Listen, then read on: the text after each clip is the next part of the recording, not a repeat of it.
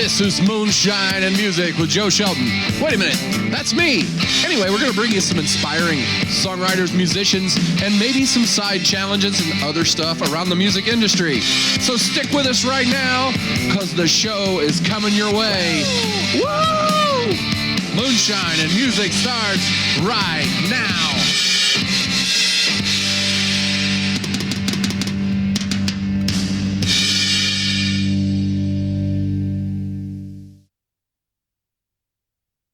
Oh, man. Welcome to Moonshine and Music Special Edition. Woo-woo! At night in the back room of Books and Brews, where we had to do this with today's guest, who is Jason Wuerfel, the CEO of Books and Brews. And I know he doesn't like to be told that he's that, but he's it's weird also hearing it out loud. I don't know why. He's a crazy lead singer of the Ukulelers. Yes. And, you know. That's also weird to say out loud, too, that there's like a band that I'm a part of. It is like a ukulele band. Yeah. I mean, how do you like begin being in a ukulele band? What is the origin of the ukulele? I'm so glad you asked, because it's really funny. So I, let's flash as fast as possible through it. Super jock nerd man, and I found myself working in baseball at one point where everything that I was doing was super jockey, when I've always had like a pretty good balance in my life, like a little bit of nerd, a little bit of jock, like I played baseball in college. But I also was an English major, so I always felt like I had balance. Well, when I started getting my professional career, it was all jock all the time, and I started to get itchy about having some sort of creative outlet at some point, and for whatever stupid reason in my brain, because this is how it works, I'm like, well, ukulele's only got 4 strings on it, and it's little, so that must be the easiest instrument to play. I've never played an instrument before in my life. So I ordered one off eBay, as you do, and of course. I worked from home. That's the place where all instruments are born. Right? Yeah. I think the finest manufacturers on earth probably come under $20 on eBay. Yeah. Right. With giant flowers on the front of the... So I worked from home at the time, and I did baseball lessons at night, taught them, and I also, skip that part, boring, I would watch, or I'd work on my computer, work, and I'd be like... get irritated, and then play the ukulele. Can I cuss in your show? Yeah. Okay, cool. We always have an explicit. Okay, cool. I mean, I we just want to make sure. your street band and Seats Ramshackle on. Okay, You're cool. not gonna... All right. I started to get to that point. I'm like, oh, I haven't asked yet. I should have asked that. So I was like, fuck it. Play ukulele, and I'm like, fuck that. And then I'm going back to work. I'm like, fuck that. And then back to, so it's like this constant stream of just being irritated about what I'm doing. And so over time, years went by. Eventually started Books and Brews. My mother-in-law had got me like a nice ukulele for Christmas, like one that plugged in. But that's not me. So when we opened, I'd never even plugged it in before, but I'm playing it for about a year. And I was good enough that I could strum, by then, years later, my favorite kind of songs. Like I knew 10 chords, I could do okay. And so Brad, who's our original open mic host, when we first started open mic here at Books and Brews, it would be 8 o'clock at night, and they'd be like mopping the floors. We would have 2 people maybe that would show up, and one of them was the host. And so at the end of the night, because then I would be brewing beer, and because as a solo, it'd be like I'd brew beer from 9 a.m. until 9 p.m. So because I'm, again, just labor of love all day long. It'd be 9 p.m., the place is empty, maybe the manager left counting the money, and I'd tell Brad, who's having another beer, I'm like, I have a ukulele that plugs in. I've never even connected it. I've never even, hooked it up yet. I've had it for... and I know enough. Would you want to, plug in? And so, if you go back to our Instagram on Books and Brews, all the way to the very beginning, 2014, one of, the first 3 or 4 entries is me playing Stray Cat Strut with Brad. And I don't know how to keep time. I don't know how to... And we were very, Laurel and Hardy. He'd be like, slow down, you're going too fast. I'm like, fuck you, I don't know what I'm doing. Who cares? Just sing, this is fun. And so he always took it, even though he had a mohawk and he looked altered, he took it so serious. And I think, like a little kid, when people laugh at you for the first time, you're like, I want to do that again. So we would always, at the end of open mic, we would always get up and just kind of fuck around. And people kept laughing, and so we kept doing it a little closer, more people in there. And then flash forward a long time ahead, eventually we had someone drop out. And at that time, Guy King, who comes around a lot, I was like, Guy, I think between us, we could probably fill this slot. You play for an hour. The second hour, I'll just tell you the 4 chords. And then we'll have an hour, and I think we could fill it because, like I was saying, someone dropped out the last minute. So that was kind of the beginning of it. Night, not on the open mic night. But that was on a paid night. Like someone had dropped out on a Friday night, like at the last minute, and I was like, shit, guy. Let's try to fill it. And we did.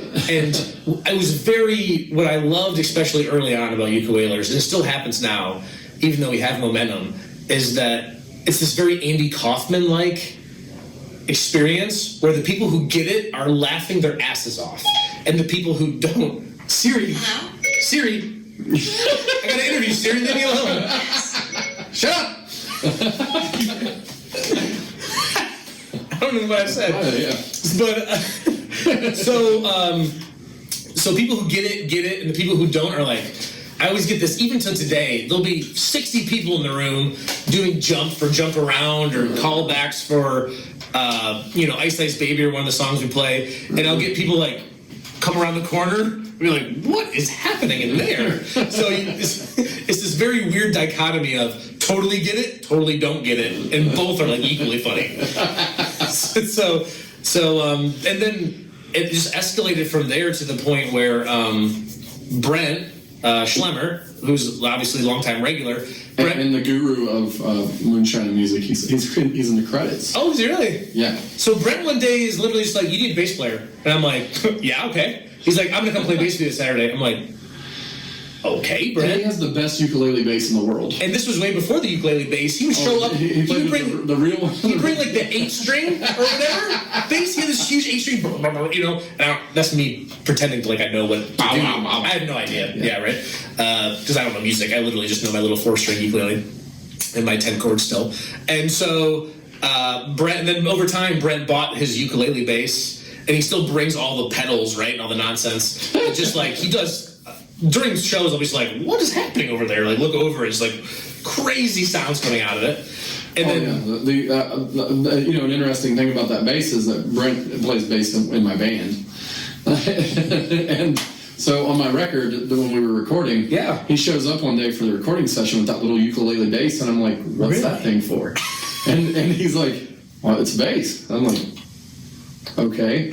And we plug it into like the studio system, and he goes, boom, and the whole room shakes. And I'm like, holy shit! It's incredible what that little thing does.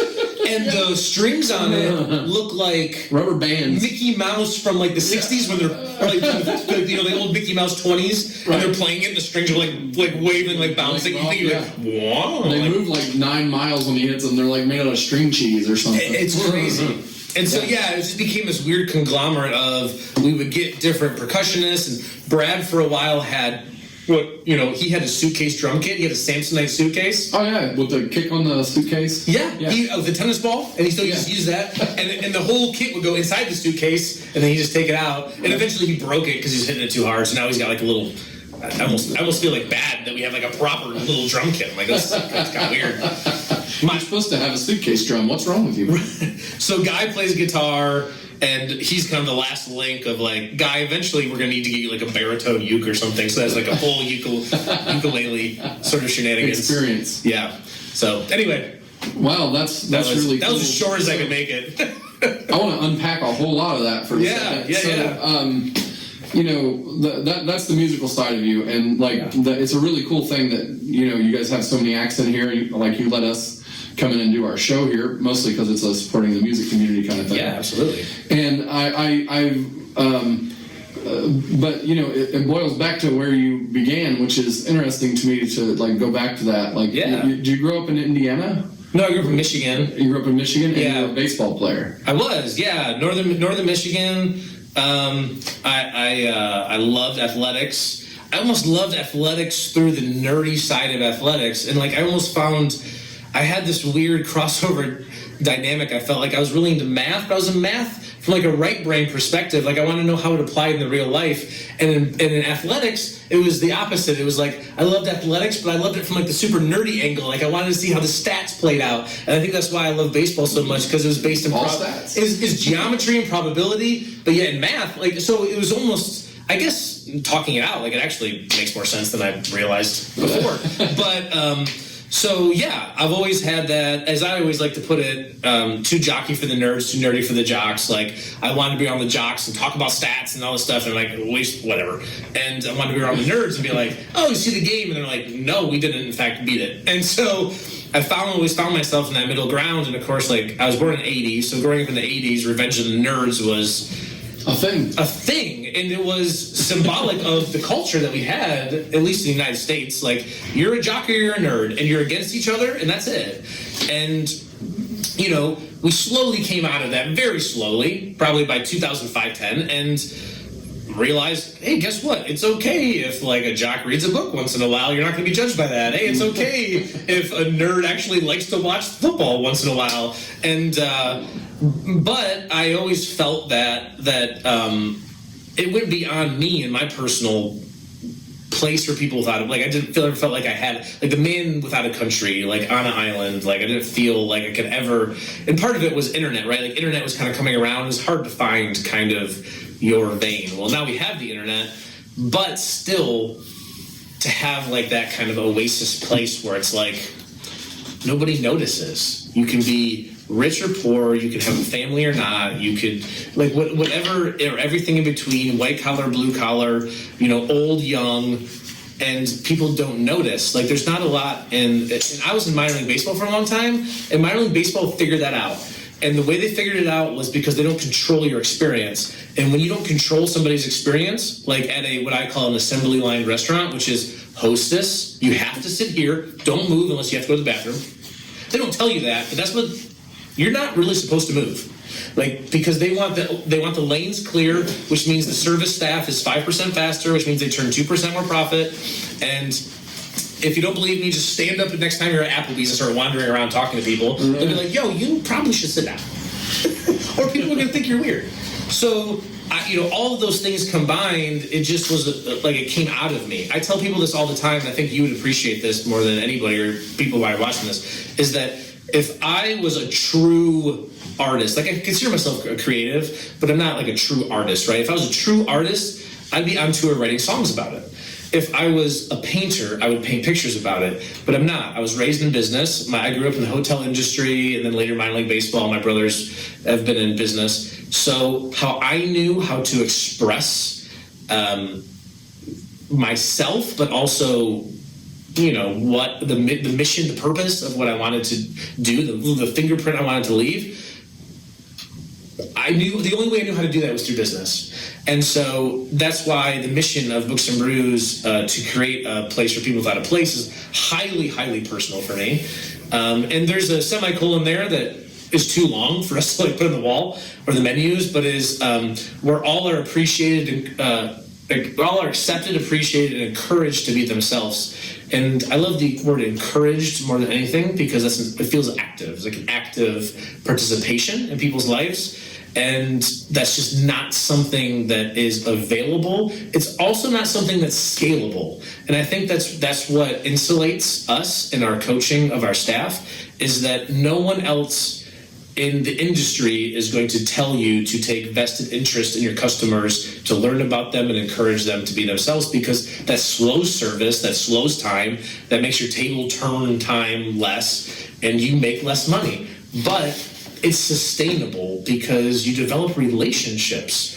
And so, yeah, you got me going about that. But yeah, that's the whole point, right? Is that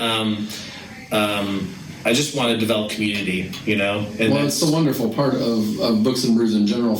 As a person who fell in love with the place and the concept, and you know, you've had me play in every store that I think except Oxford. Yeah, soon. I want to play in Oxford. Yeah, but make it happen. You know, I go play music everywhere, and everywhere at each store. You know, when you go into franchises in general, everything feels homogenized, and it doesn't feel that way. It feels like it's an organic place at each one of them. Like they have their own personality and their own way to make you feel the same way. That's great. But it's a different atmosphere. I mean, like, you know, here at the we're in the Mothership store. Yeah. And, you know, which the oddest thing to me is that people say they're in Fishers and they don't realize they're in Castleton. Yeah. Yeah. I'm like, it's like, you know, No, you're Just not. across 96th Street. Yeah, I mean, over there, it's a whole other county. Yeah, it is. Yeah. But I think it's kind of funny. And you call it the Mothership, which really confuses people sometimes. Well, Like, it was where's that? Where's the Mothership? I'm like, on another planet. It was the best thing I could come up with, right? Because It's the original stuff. Because it's indie, Right. so I can't call it Fisher's. Right. But if I call it Castleton, people will also be confused. And I couldn't call it indie because we also have Mass Ave and Broad Ripple, and now South Indy. Yeah, there's indies, other indies. And 96th Street feels so boring, doesn't it? Like an Well, it's unfeeling. Castleton. Right. I mean, So to the people Mothership that- just sounds. To the people that grew up and live here, it's Castleton. I gotcha. And like the people that have moved in later, they're like, oh, it's Fishers, right? It's like, no, there's not one in Fishers. Yeah. There's one in Noblesville and there's one in Castleton. Right, right. There could be someday one in Fishers if anybody wants to put one there. But Yeah, probably it not. seems weird because it'd be right in between two Yeah, of them. no, Like, no, that'd be too really close. close together. You can start doing when it becomes like McDonald's. Where there's one every 2 blocks, then you can do that. You can fill in. Otherwise, why? Right? Right. But no, but the thing that, that was a tangent. What I was saying is that I feel that sense of community, and I think that, you should be proud of putting all that together. Well, I appreciate that. One of the, this is going to sound weird, but when I was thinking about Books and Brews and trying to, in your sort of, and you write songs, so you can appreciate it. It's almost like this. It's not. It's a little more subconscious, right? Like you're trying to kind of just project your subconscious. You're not trying to like physically write, like I went to the store, but you like the emotions to come on the page organically. And so through that process of trying to like business plan and feel it is trying to take like a very unnatural process, like a business plan. Fucking I hate it. Like I put a tie on just to like write it. It must be done. Yeah, and it just so does not fit me, right? And on the flip side, you want it to be completely organic, natural. It's you. You're trying to just put you on the page, and it's probably like exactly like songwriting. And so I guess because I've never done it. And so I know I do actually have a few originals that I wrote, and I think people a couple people liked, but people liked to jump around a little more, so I just kept playing it. But when it came to the business planning of things, I forgot where I was going with that. Joe, what was I talking about? My ADD medicine is clearly worn off by now. Have a little more beer. I should, yeah, gosh, I'll jog the memory. But you were talking about Fishers and Castleton and places. And, okay, yeah, I got it. Okay, back. I saw this documentary, and it was on a thing I'd heard of, but I'd never participated in. It's called Second Life. Have you heard of it? Yeah. So I knew nothing about it, and all I remember from it, it was just that the creators created the rules, and they created a place, and the users created the rest. All the context, all the people, all the places, the things happen. The code and stuff was. And interviewing the owners of it, they're just like, we didn't know what was going to happen. Like we just gave. Here's an island. Here's a place. Here's some software. Some clay. And I thought that is fascinating in today's day and age. And of course, it's not that long ago, right? 6, 7, 8 years ago that we're talking about. And today's day and age, when all of the model is so given to us. This is what you have to do. You have to stand in this line. You have to wait. You have to tell me when you need rice and beans and all that shit. You have to tell the hostess will make you sit somewhere. You have to wait for someone to come to you. You have to all of these things. And I started to think about that, and it's like, if I just give the infrastructure and I just allow the store, and this is just back when I was thinking one store, but it remains true today. It's just the infrastructure. Things like when you put bookcases on the walls, it gives people license to get up and move around. So it's not even about the books, right? It's just about the bookcase that now I'm walking. Now there's a thing. There's two people and there's a thing, and now there's a talking point, and now there's board games, and now there's kids' books, a couple of toys, not like a kid's corner that much, but like just something to make sure the anxiety is pulled off the fact that like it is a community space and you're free to do whatever you want. No one's controlling your experience, like at the ballpark. And then all of a sudden, people who are different and this is like real high level, right? Like, because what I saw was Twitter, Facebook, and less or so Instagram, because they weren't as quite the players like 10 years ago, is that people were getting to know ideas first and people second. Because anyone can go out and put out their idea, and no one has any context over who that person is, what their upbringing was, what their family was like. They just know their idea. And so the real high level end process was, if we can just get people to know people first and their ideas second, and we get context to the people, then we'll be so much more open to their ideas, and the dialogue will be so much cleaner and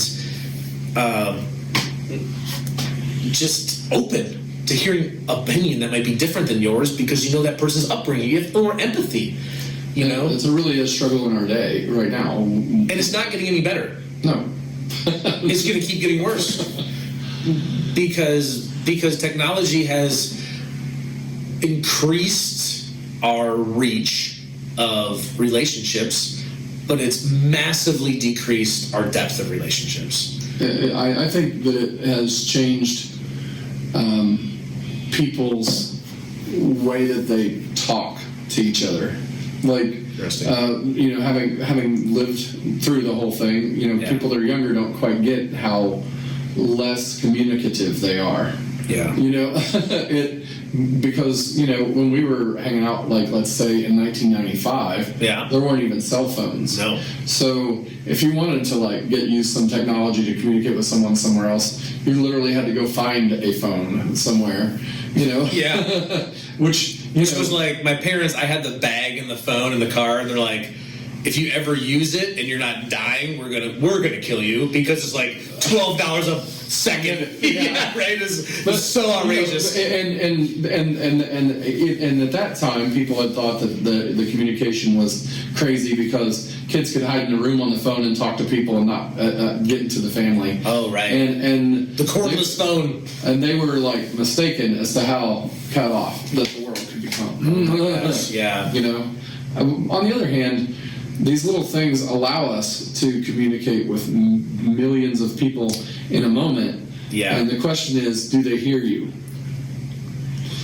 Good. I like that. You know? Oh man, do they hear you at all? Like, you know, since we are musicians, everybody comes on the show. Yeah. And then, you know, and we're putting out this show on the internet. Yeah. And, you know, we have a few people that hear it.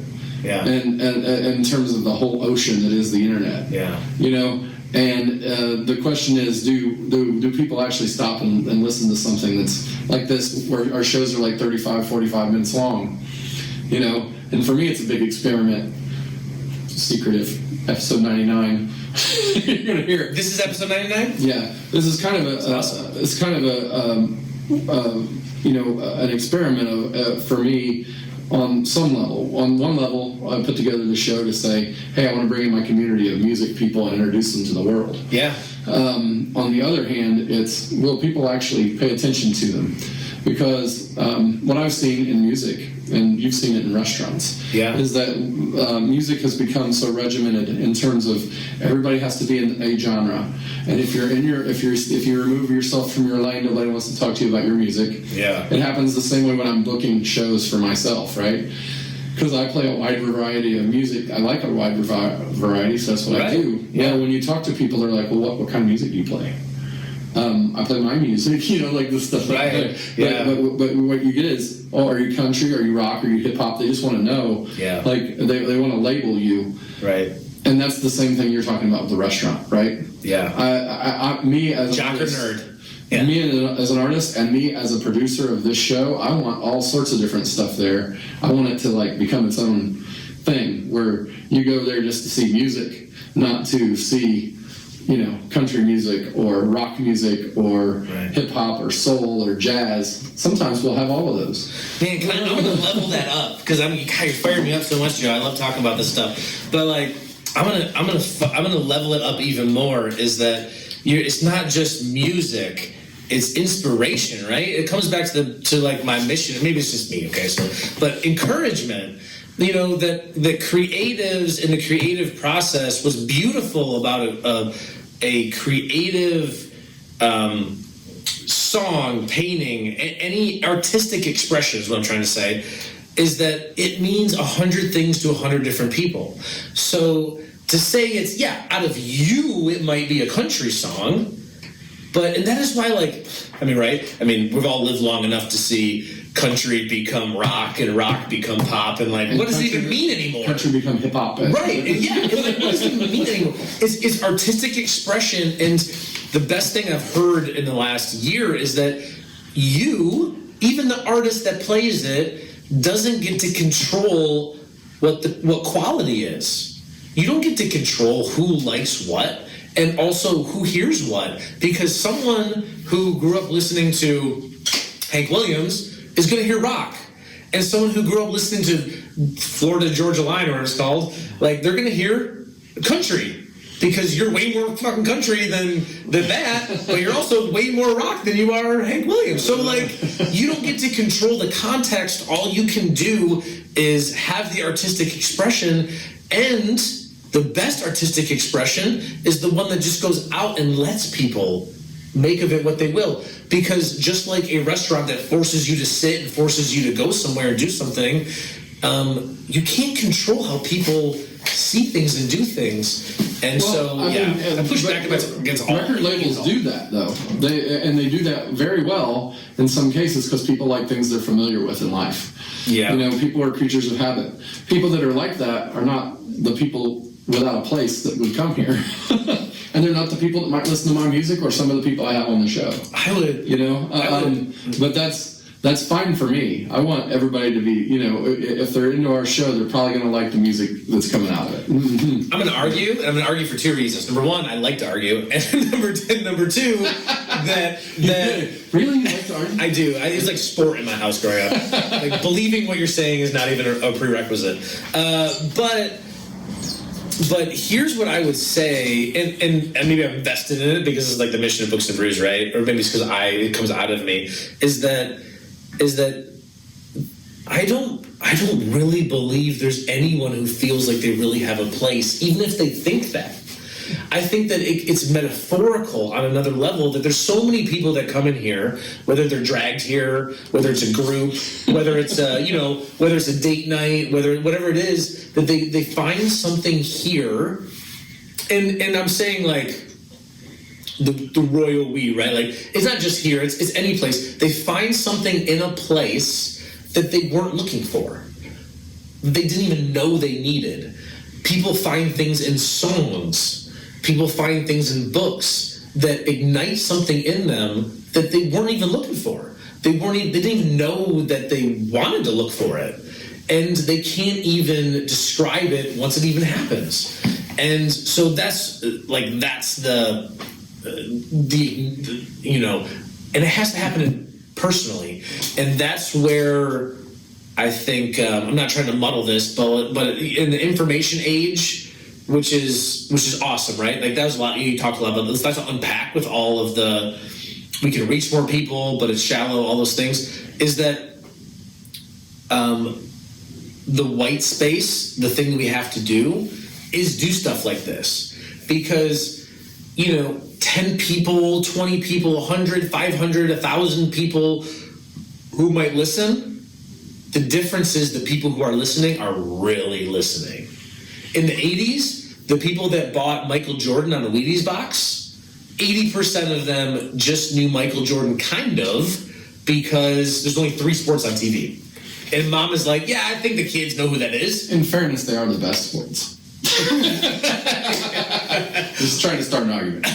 I would love to, but mostly fair. But the difference is today, if you put a basketball player on a Wheaties box, the mom that kind of thought the kids would like it is now I don't know who that is. I don't know who LeBron James is nowhere near the fame of someone like a Michael Jordan, because there was only 3 sports on TV back then. So now, in other words, so what I'm trying to say is, even as audience might shrink with the internet because the options are so just ridiculously at scale, the people that do choose to tune in are doing it on 10 times the depth that they used to. Well, especially of things that aren't just like out there in the mainstream. You know, I think people fleetingly hear the mainstream, whatever music or a movie or whatever it is. Yeah. But people like are totally into the non-mainstream thing that they've clung to. You know, like people really love like Quentin Tarantino, and he's become kind of mainstream. Yeah. But still not mainstream to the point of like the Avengers. You know, Yeah. There's people that like cling to Tarantino because they really like his art. And a lot of people that would like something like the Avengers wouldn't even watch a Tarantino film. You know? Yeah, but Tarantino is a weird example because he has a career, right? Like he started this with Reservoir Dogs before. Right. We were like Avengers were in the conversation. Right. So, man, this is another cool. But what's funny about the whole like movie thing too is like anything that's in the movies these days. What we're doing is we're pushing everything to the fringe. Music, board games, books, and movies is that you're either the small art house flick that's limited release, or you're the fucking $300 million Avengers. Right. So all you get is epic in the theater because Netflix and Disney Plus and all that has destroyed the market for anything in the middle. So think about music that way, right? SoundCloud, the SoundCloud generation of like the Post Malones or whatever. Like, they've destroyed the middle ground, small time. Spotify more than SoundCloud, but yeah. Really? Mm-hmm. So it's the same thing. It's the same thing with the book industry, right? Like, the on-demand publishing has killed the small publishers, killed the small agents. Same thing with board games. Like, in board games, you're either a Kickstarter board game or you're like Hasbro, and there's nothing in between anymore. Yeah. And so... well, and it's the same mostly with stores, unless you really find a niche. It's true. It's like you're Qdoba or you're the one taco shack that's like 100 square feet somewhere. There's no like 3 or 4 store taco place anymore. Like you're either like massive fucking 800 stores or you're one small itty bitty place. And in the middle is really hard to be anymore. Like it's not like the market's not there. So you know, is that part of like you know, you merged with Flat 12? Is that part of that? You know, and you switched to Rad now, but yeah, is it was part of that like a survival thing? Like we're going to grab something else because you know we're going to have to stay in this market, and the market's going to grab us and eat us if we don't eat it. Yeah, absolutely. I mean, there's yes. The answer is yes, and in business, so. If there's anybody listening to this, the number one advice that is interested in business, because I know it's like a lot about music, and I don't want to like bore people that don't want to tune in for business, but like here's what I say: if you're in music and you're trying to play it for a living, then you should be in business. Because if you're not going to get. It's not going to happen for you. So perfect. That's the perfect. That's the perfect. That's the perfect bump to my spike here, which is if you want to be in business, and if you want to get paid to be a musician, then that's business. You're not a musician anymore. I would argue that. You're now in business. If you want to get paid, if you want to make a living off of it, then you have to love business. You have to love business. It doesn't matter what you do. You know what I'm doing right now? I'm flipping Disney VHS cassettes on eBay.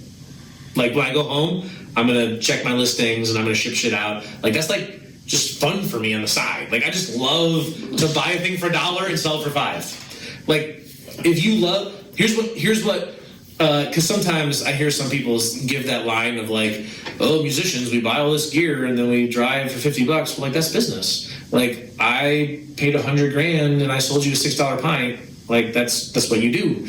Like you just have to do it a lot more in order to make money. And so it's the same difference as you open anything is that you're trying to get something for as little as possible, your instruments or whatever, and you're trying to sell it for more and then make a profit off of it. But we're still having this conversation in the day of opportunity that people still do things that make them mad. Like why would you ever do a thing? Because like back in the day when your great-great-grandfather worked at the fucking coal plant, and that was it. And you better listen, because if you get fired, there's nowhere else to work. Right. You better walk to the next fucking town and hope they don't hear that you got fired from the town over. Because you can't even afford to take the train to two states over. They haven't heard of your dumbass. You're going to walk over there. Yeah.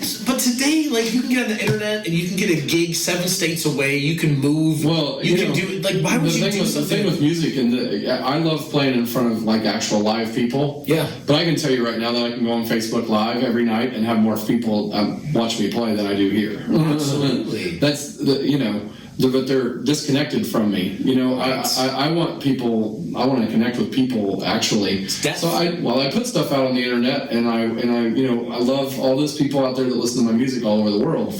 But I love the people. I love to like get actually hand to hand and meet them, and I can't afford to drive to Australia or fly there to play.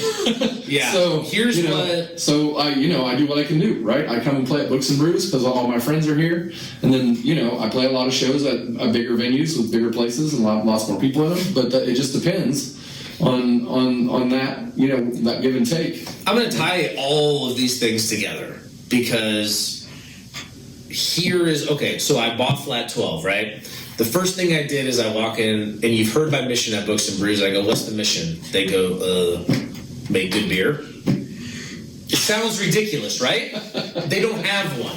They've been in business for 8 years. It's a brewery with $1 million worth of equipment in the back. They don't have a mission. If there's musicians listening to this, what's your mission? What's your mission? What's your purpose? Is it just to make music? Then what you need to say is why? Why do you want to make music? Well, I want to make money. Well, okay, that's fine.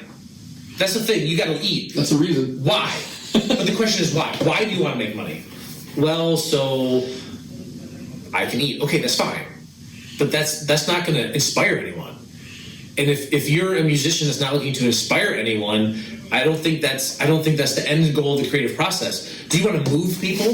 Do you want to change their life? Do you want to inspire them to create? You have to, if you're going to do this thing as a business, add value, get value, value add, get money back. There has to be a mission. If you want to connect, I want to inspire people to get out and create on their own. Now you have a mission, and that mission is going to sculpt the art you create.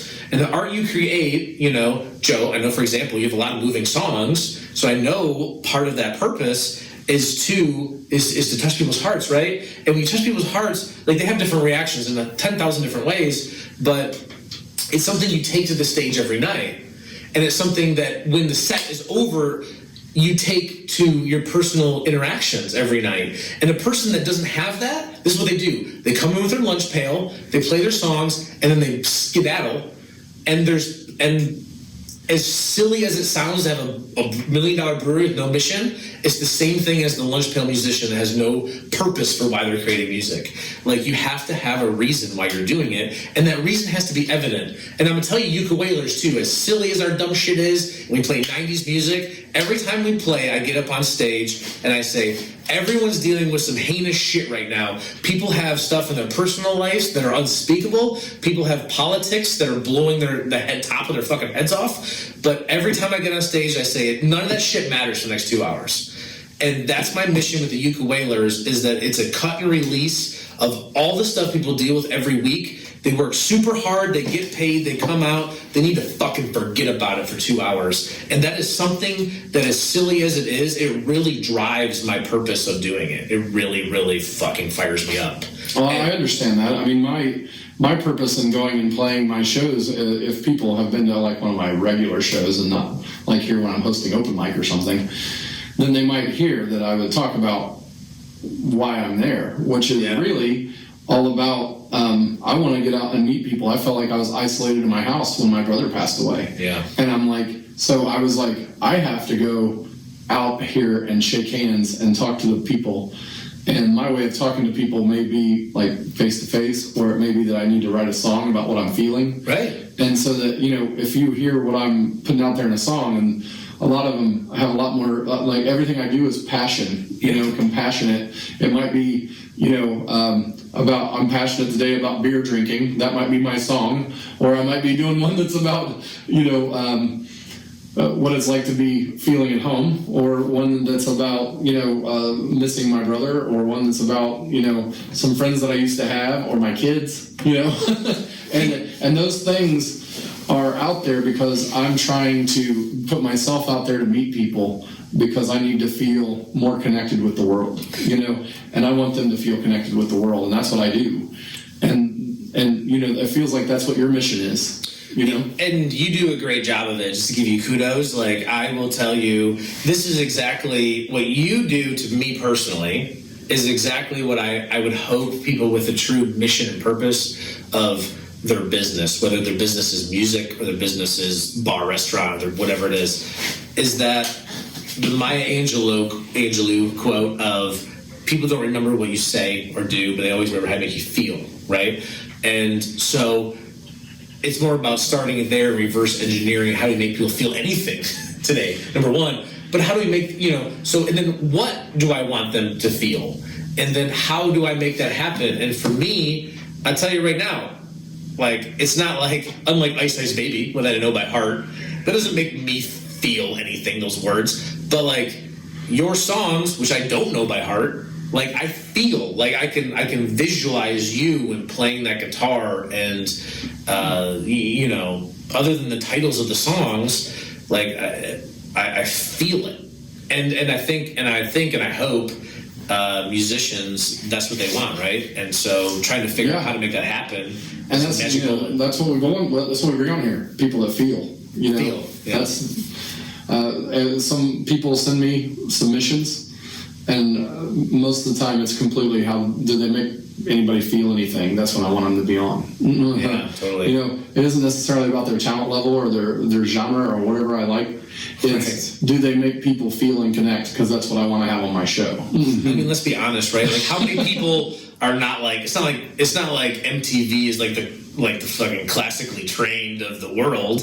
It's people that have found a way that it resonates. Like, what is it that resonates? It doesn't even it doesn't even matter what the medium is.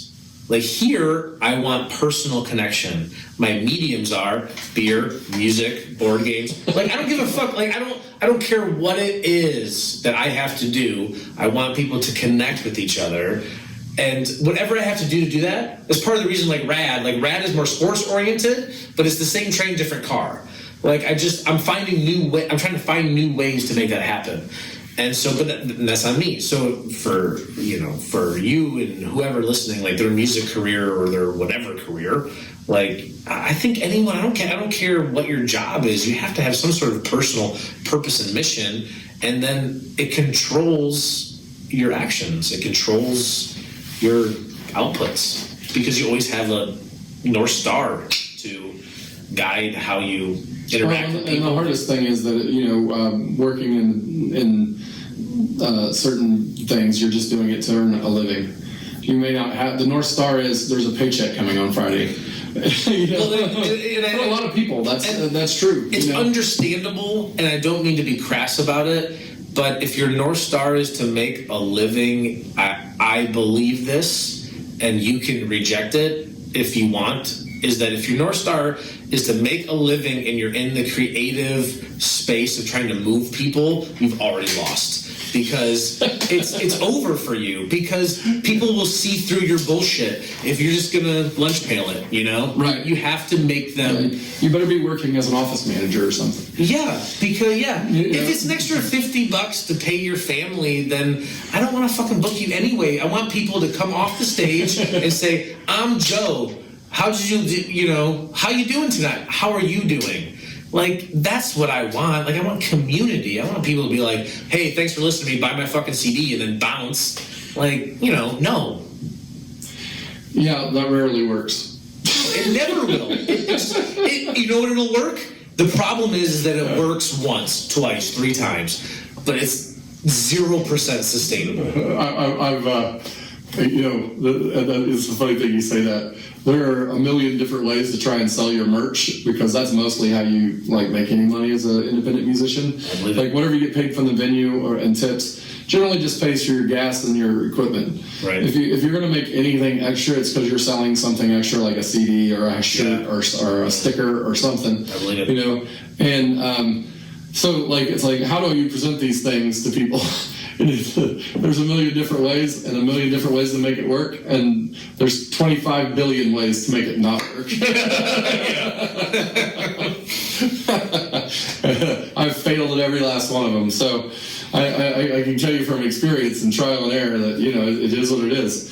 But it's not the same as, like you say, if you're in business and you have a plan to do that, you know, you may not like making the plan or putting your tie on, but that really, I think, resonates with me when you say that. Like, that I hate putting this on. I gotta do this stuff. Well, maybe I need to put, you know, as a musician, sometimes put my shirt and tie on and go, I need to make a little bit of a plan here so I don't lose my shirt being a musician. Yeah, okay, I'll take it. I'll take it back, and this is what I'll say: is that what it needs. Okay, here's the easiest analogy: is that it's just got to be a bank account. And I tell this to like our service staff all the time. Here's the number one problem with any kind of service staff, and I'm going to maybe stretch that definition to musicians, is that their bank account is like this. Hi, I'd like to deposit 100. Can I withdraw 125? Well, no, interest hasn't fucking built yet. You got 100 in there. Like, you know, so here's what you got to do. You have to deposit, let interest build, and then you withdraw. If you ask, and not give anything, then there's nothing in there to take out. Every time you ask for something, buy my CD, buy my merch, whatever, you're making a withdrawal. Every time you make people feel something, you add something, you play those songs, you say something that resonates, you get off the stage, you talk to them, you're depositing. And guess what? Like a real bank account, you got to deposit for a while and let interest build before. So people that just ask, and they're wondering, like, why is there zero in my bank account? Why is nobody paying me? Why am I? Well, because you're fucking selfish. Like, you know, you have like nobody's feeling it, dude. All you're doing is asking them to get out their wallets and put money in the, like, you have to invest in the people first before maybe even years before you decide to ask for that withdrawal. A lot of us are in awe of how you've taken one store like this one and parlayed it into a bunch of franchise stores, and that's definitely it's something that is not just an accident, you know, and so, you know, kudos on all of that, and congratulations on all the things that you're doing out there. Do you want to play a song on your uke for us before we hang it up? Oh man, I don't know. I can try. You got it back here. Right? I was gonna say. I have original tunes, but I don't know if I can even remember it. We're only around original tunes. I mean, people can go to our web pages and find the ukulelers and see them playing Ice Ice Baby and such, but only here will they get an original. Okay, I'll be honest with you. I'm not even sure I remember how exactly my original tunes go.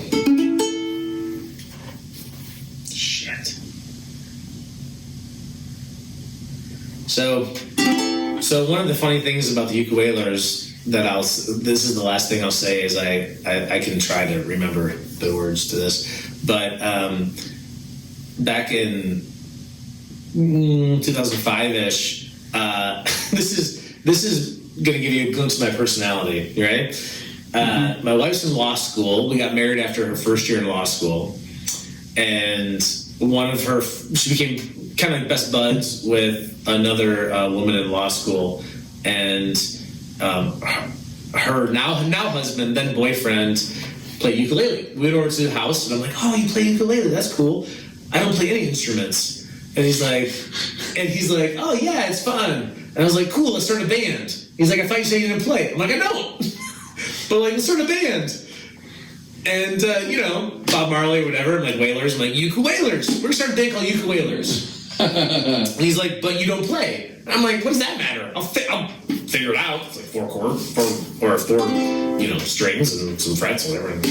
And so our running joke was like, "Yeah, I'm gonna start a band. It's gonna be called the Ukulelers." And I started coming up with song names. He's like, "Maybe we should learn how to play before you start coming up with song names and lyrics." And I was like, "Nah, it's fine." Our first album was gonna be called Cookies and Beer, and to the point where like I was taking pictures of like album covers and stuff. And this is totally how my brain works, is that like I'm literally just thinking about like, this is really fun, and this is our album cover and this is our song. And he's like, "Yeah, still, Jason, you haven't ever picked up a uke and learned a single chord. Maybe you should do that first." I'm like, "It'll come later." That's the easy part. The marketing's the hard part. We got to figure that part out first. So, this song, if I can remember it.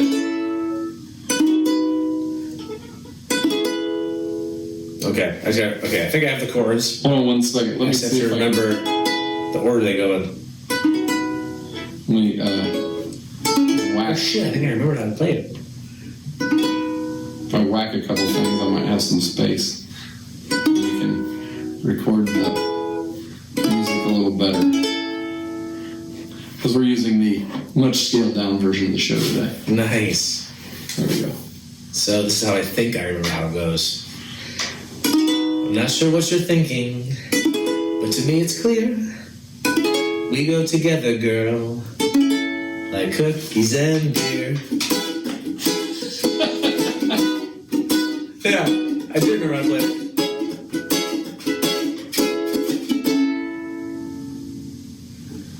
When I met you, I knew it was true.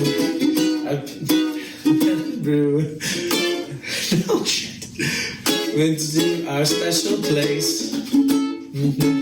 Shit, I can't.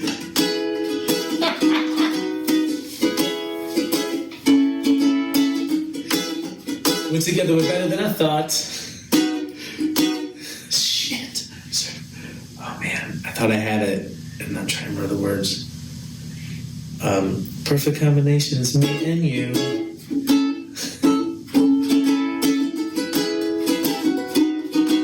Let's get the chords right. You say we don't go together, but I disagree. You say we go together like 1 + 1 is 3. But listen up, baby, this you'll want to hear.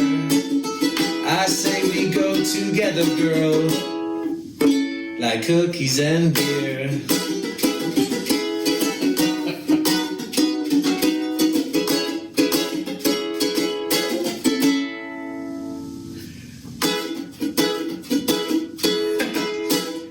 This is happy. I remember the chorus. There was some bop to bobbing in the end there in this part. Bop, bop, bop, da da, bop, bop, bop, da da, bop, bop, da da.